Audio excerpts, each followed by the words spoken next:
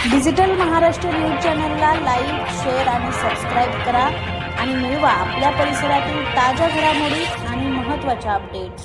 नमस्कार। मध्यवर्ती police station अंतर्गत सदरची कारवाई करण्यात आलेली आहे।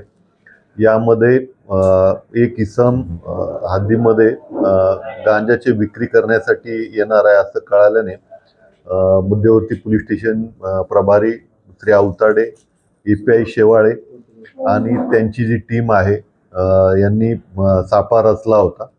त्यामध्ये हा जो आरोपी आहे त्याला मोठ्या शिताफीने त्यांनी पकडलेला आहे आणि एकूण 1.5 किलो वजनाचा गांजा जो आहे त्यांनी तो जप्त केलेला आहे।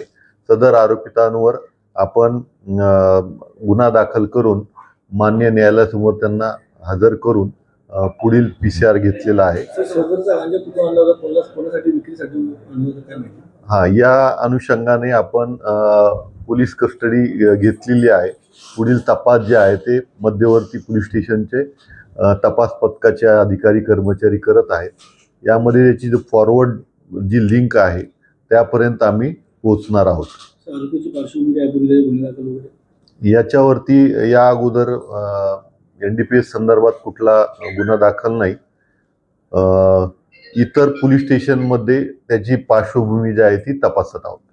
सर, ह्या आरोपीची काही चेन भेटली आहे का? म्हणजे हा गांजा कुणाला विकत होता, कुणाकडे घेत होता? ते फॉरवर्ड आणि बॅकवर्ड लिंक जे आहे त्या अनुषंगाने आमचा तपास सुरू आहे। मान्य न्यायालयाने त्याला पोलीस कस्टडी पण दिलेली आहे। 16 तारखेपर्यंत ही पोलीस कस्टडी आपल्याला मिळालेली आहे।